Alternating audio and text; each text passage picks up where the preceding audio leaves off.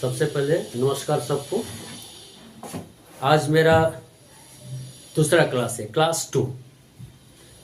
तो पहले वाले क्लास में मैंने एक बात कही थी कि हम लोग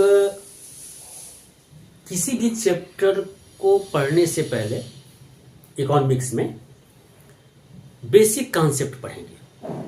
बेसिक कॉन्सेप्ट इसलिए पढ़ेंगे क्योंकि जब भी आपको बहुत ऊंचा महल बनाना हो या किसी भी तरह का मकान बनाना हो, तो अगर बहुत ऊंचाई पर ले जाना है तो आपका न्यू फाउंडेशन बहुत मजबूत होना चाहिए। दूसरी बात, जिन जिन क्लासेज के लिए हमने बात किया है कि ये सभी क्लासेज किनको किनको काम करेगा, क्लास 11th के स्टूडेंट्स को काम करेगा, क्लास 12th के स्टूडेंट्स को काम करेगा, बीए के स्टूडेंट्स को काम करेगा, बीकॉम के लिए काम करेगा, बीबीए के लिए काम करेगा, एमबीए के लिए काम करेगा, और जो यूपीएससी के एस्पिरेंट्स है उसको भी काम करेगा।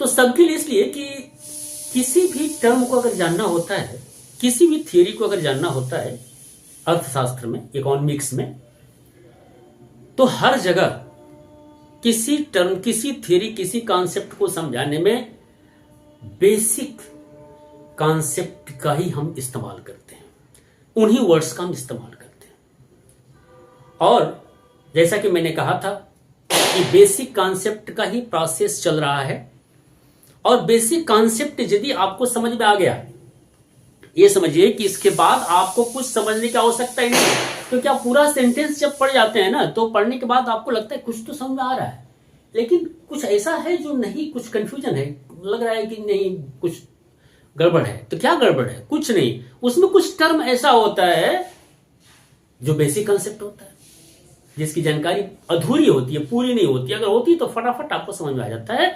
और इसी प्रोसेस में हम एक प्रयास कर रहे हैं और निश्चित तौर से आपको समझ में आ जाएगा। बस आप हमेशा की तरह विजुलाइज करिए, मतलब देखिए।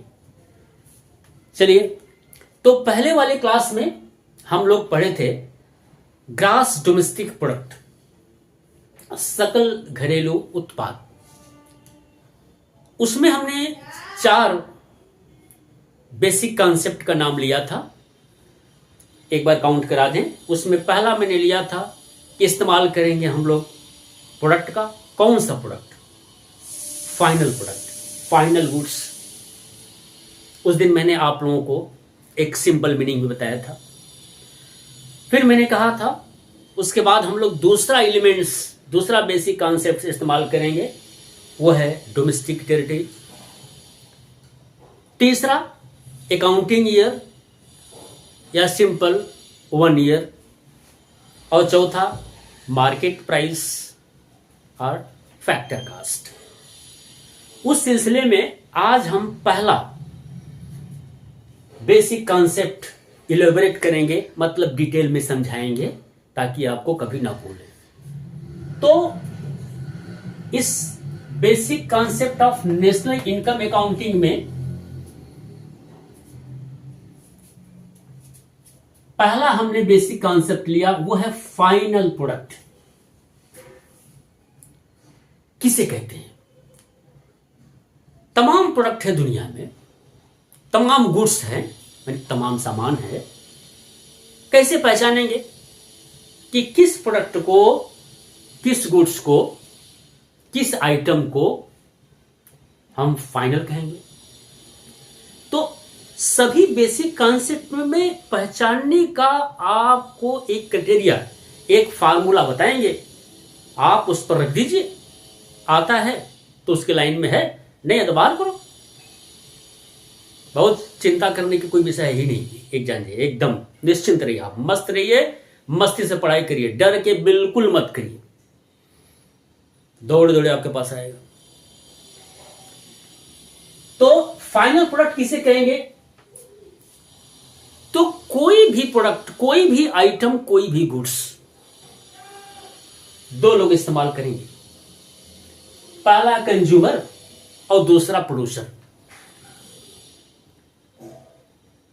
यानी हम कंज्यूमर हैं, आप कंज्यूमर हैं।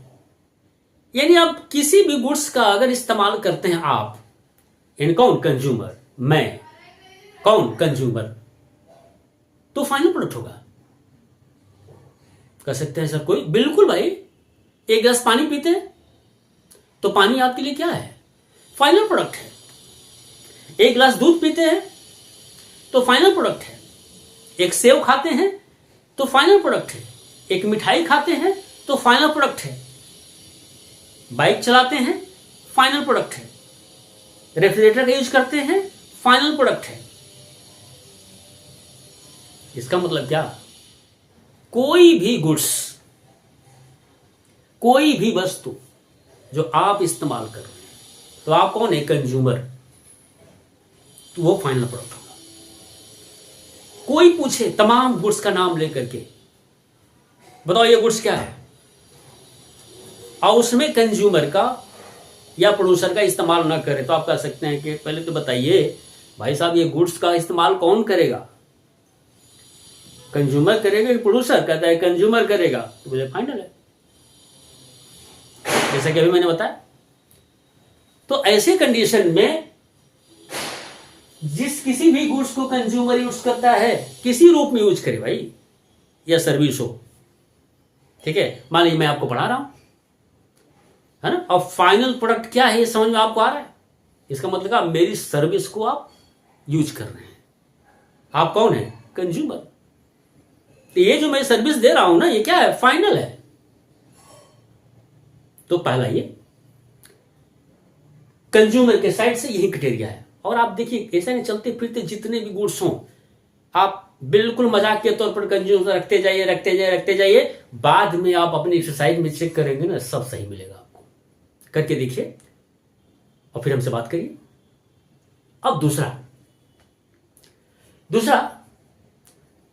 गुड्स जो प्रोड्यूसर यूज करे, आप कह सकते हैं सर दो ही तो यूज करते हैं ना, या तो कंज्यूमर या प्रोड्यूसर, बिल्कुल सही है। तो प्रोड्यूसर गुड्स का इस्तेमाल करेगा, लेकिन इन्वेस्टमेंट की फॉर्म में यूज करे और किसी में नहीं, तब तो फाइनल होगा। सीधी सी बात है।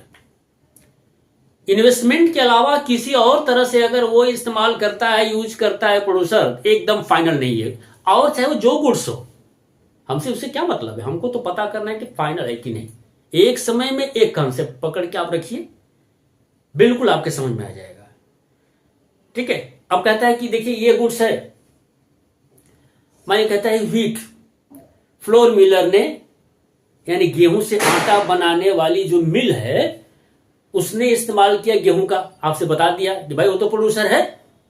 अब बताइए गेहूं फाइनल गुड्स है कि नहीं, तो उससे पूछिए गेहूं का इस्तेमाल किया, क्या इन्वेस्टमेंट है, बस ये बता दीजिए। कहा कि नहीं तो नहीं है। अब उससे पूछने कैसे जाएंगे, ये तो आपका सब्जेक्ट मैटर, तो आपको भी जानना है। अब मैं बताने जाता हूं कि इन्वेस्टमेंट होता क्या है। बातचीत में सब जानते हैं इन्वेस्टमेंट, लेकिन वो नहीं होता है ना, सामान्य तौर पर, क्योंकि आपको सामान्य तौर पे जानकारी चाहिए जरूर, लेकिन टेक्निकली आपको इस्तेमाल करना है, सही इस्तेमाल करना है।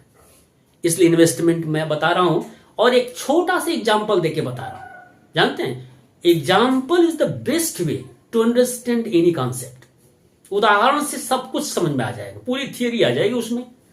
अब देखिए, मान लीजिए कि चिप्स बनाने की एक फैक्ट्री है, और उसमें पहले ही से 5 मशीन, ठीक है, इसमें से पहले ही से, है ना, 5 मशीन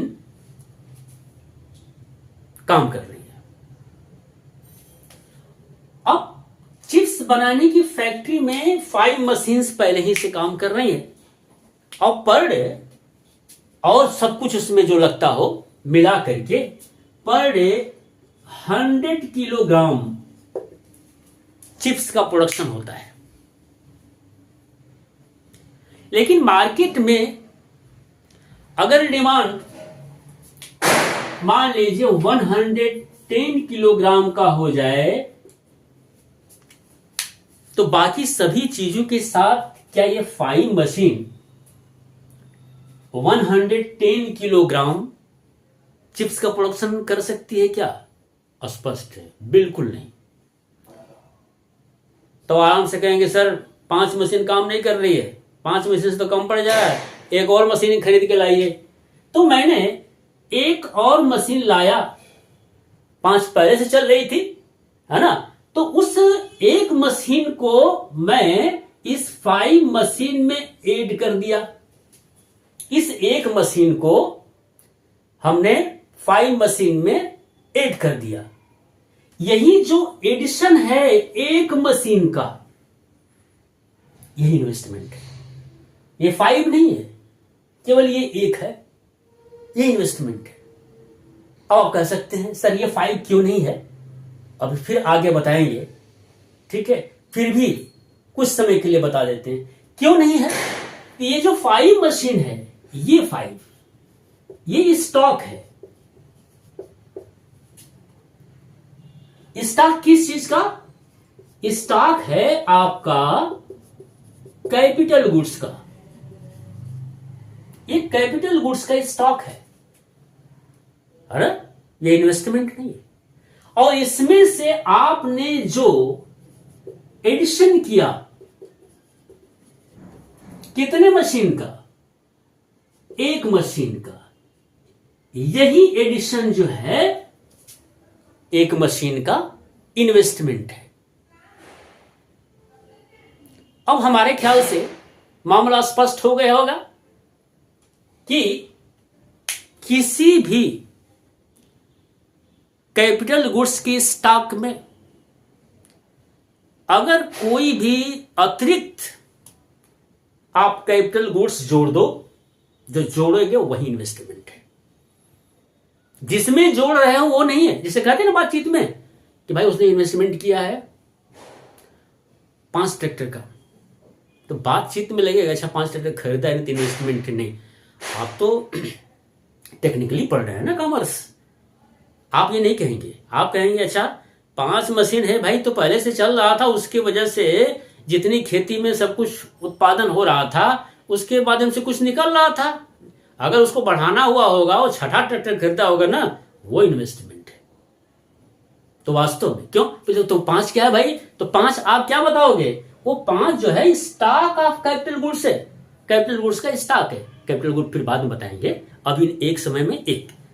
तब स्पष्ट हो गया क्या कि अगर इस एक ट्रैक्टर की बात करता है ना जो जोड़ा है, तब आप कहेंगे क्या ये इन्वेस्टमेंट है। और यदि इन्वेस्टमेंट है, यानी इन्वेस्टमेंट है, तब ये हो गया आपका क्या? Final goods.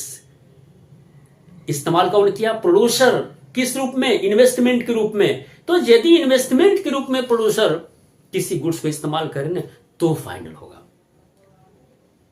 फिर से एक बार दोहरा देते हैं क्या कि कंज्यूमर यदि किसी भी गुड्स का इस्तेमाल करे, किसी भी आइटम का इस्तेमाल करे किसी भी तरह से, तो फाइनल गुड्स है।